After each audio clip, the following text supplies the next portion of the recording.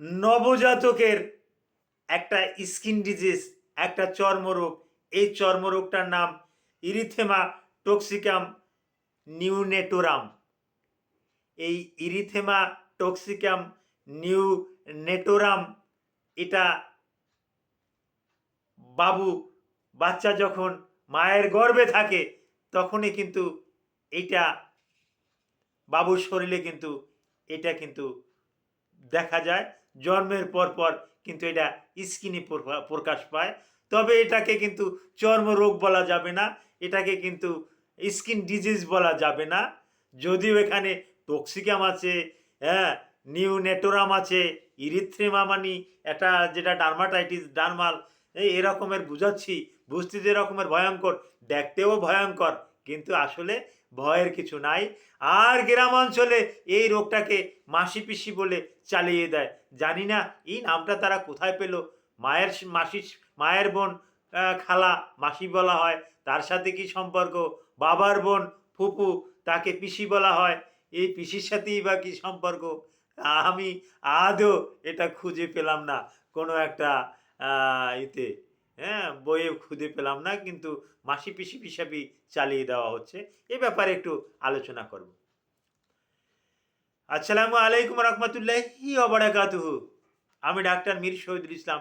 আমার চেম্বার শুভেচ্ছা 255, ঐতিহ্যবাহী শেখঘাট, সিলেট। যে গুগলে গিয়ে ডাক্তার মীর শহীদুল ইসলাম কথাটি লিখে সার্চ দিলে আপনি আমার সম্পর্কে বিস্তারিত তথ্য পেয়ে যাবেন।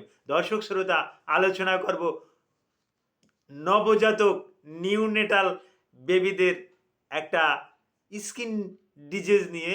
তবে আগেই বলছি এটাকে স্কিন ডিজিজ বলা যাবে না, তবে হ্যাঁ, এটার একটা নাম আছে। নামটা ইরিথেমা টক্সিকাম নিউনেটোরাম। এটা দেখতে কেমন? এটা সমস্ত শরীরে হয়, তবে মুখমণ্ডলে বেশি হয়, মুখমণ্ডলে বেশি হয়, হ্যাঁ, এবং সমস্ত শরীরই হয় বাবুদের, হ্যাঁ, পায়খানার রাস্তা, পেশাবের রাস্তা, এর আশেপাশে লাল লাল গোটা গোটা, হ্যাঁ, এবং এর মানে রঙটা একটু হলুদাভ হয়। এই হলুদ রঙটা দেখেই কিন্তু আমরা শনাক্ত করি যে এটা তো ইরিথেমা টক্সিকাম নিউ নিউনেটোরাম, এই যে একটা রোগ, এই রোগটাই তো এইটা।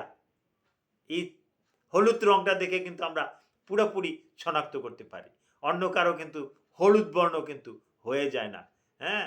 যেমন জন্ডিস হলে কারো চক্ষু হলুদ হয়ে যায়, পেশাবও হলুদ হয়ে যায়, কিন্তু সবসময় তো পেশাব আমার দেখা সম্ভব না, কিন্তু স্কেলেটার টান দিয়ে আমি কনজাংটিভা তো দেখি। কনজাংটিভা যখন হলুদ দেখি, এই কনজাংটিভা দেখেই বলি আপনার ব্লাডে সেরাম বিলিরুবিন 3 গ্রাম/ডেসিলিটার। দেখা যায় পরীক্ষা করার পরও এই 3 গ্রাম/ডেসিলিটার সেরাম বিলিরুবিন।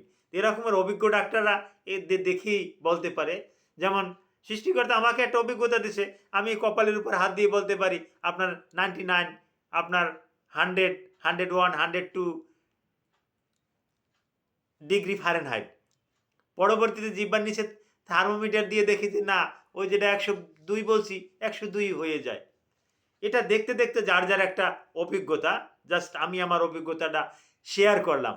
তো এই যে স্কিন ডিজিজটা ইরিথেমা টক্সিকাম নিউনেটোরাম, এই রোগটা, আবারও রোগ বলছি কিন্তু এটা রোগ না। এটা রোগ কেন না? এটা কালচার টেস্ট করে দেখা গেছে এখানে কোনো ব্যাকটেরিয়ার অস্তিত্ব নাই, এখানে কোনো ভাঙ্গাসের অস্তিত্ব নাই, এখানে কোনো স্পোরের অস্তিত্ব নাই, এখানে কোনো পরজীবী থাকে যে সার্কোপটেন অ্যাসকাবিস, এরকমের অনেকে মনে হয়, এটাও না। তারপর অনেকে ধারণা যে এবার হয়তো হাম হয়েছে, না, হাম তো নাই, তবে মাসি পিসি। আর অনেকেই বলে যে মামুর মামুর কাঁধের গামছা, মামুর লুঙ্গি কাপড়, এইটা দিয়ে মশাইয়ে দাও, ঠিক হয়ে যাবে। খালা ফুপু এগো এই পেডিকোট পেডিকোট ছিঁড়ে এই পেডিকোট দিয়ে একটু মুছাইয়ে দাও, তাহলে ঠিক হয়ে যাবে। এই দেখেন পেটিকোটে কত রকমের ময়লা, মহিলারা পরে কত রকমের ময়লা আবর্জনা, মামুর লুঙ্গি কাপড়ে কত রকমের ময়লা। আসলে গ্রাম অঞ্চলে এটা করে, এইটা দিয়ে মুছাইতে যাইয়া ওখানে ক্ষতের সৃষ্টি করে। আসলে এটা রোগ না, এটা এমনি এমনিই হয়। এই রোগটা তাহলে হলো কেন? এই সমস্যাটা তাহলে হলো কেন? হলো মায়ের গর্ভে যখন বাচ্চা থাকে তখন মায়ের যে হরমোন, এই হরমোনগুলো, এই যে ইস্ট্রোজেন, প্রোজেস্টেরন, প্রোল্যাকটিন, অক্সিটোসিন, এই যত হরমোন আছে, এই হরমোনগুলো কিন্তু বাচ্চার শরীরেও কিন্তু ঢুকে যায়। তো এই হরমোন বাচ্চার শরীরে ঢুকে যায়। তখন তো মায়ের গর্ভে থাকে। মায়ের সাথে একটা ব্যালেন্সের ভারসাম্য বজায় রেখে মায়ের গর্ভে থাকে। কিন্তু যখন বাহিরে চলে আসে, ওর যখন নাভি কেটে মায়ের থেকে আলাদা করে দেওয়া হয়, তখন তো ও বাহিরের খাবার-দাবার খায়। যার পরিপ্রেক্ষিতে ওর মায়ের যে কিছু হরমোন ওর শরীরে ঢুইকে আছে, এই হরমোনটা রিলিজ হওয়ার জন্য এই রকমের কিছু পরিলক্ষিত হয়। তবে এটা ভয়ের কোনো কারণ নাই। এটা ভয়ের কোনো কারণ নাই। ইরিথেমা টক্সিকাম নিউনেটোরাম, এই যে রোগটা, এই যে সমস্যাটা আছে, এটা আপনা আপনি ভালো হয়ে যায়। এজন্য কোনো ঔষধের দরকার নাই। গ্রামে গেলেই দেখবেন যে একটা অ্যান্টিবায়োটিক ধরাই দিয়েছে, অ্যান্টিহিস্টামিন ধরাই দিচ্ছে, আরও বেশ কিছু ঔষধ-টৌষধ দিয়েছে। এমনকি কোনো মলম-টলমও দিয়ে দিয়েছে। এতে বাচ্চার জীবননাশেরও কিন্তু একটা সমস্যা থেকে থেকে থাকে। সুতরাং সাবধান হন। এই রকমের সমস্যা করলে আপনি অভিজ্ঞ চিকিৎসকের কাছে যাবেন। এছাড়া কোনো ধারণার উপরে ওষুধ খাওয়াবেন না। Thank you all.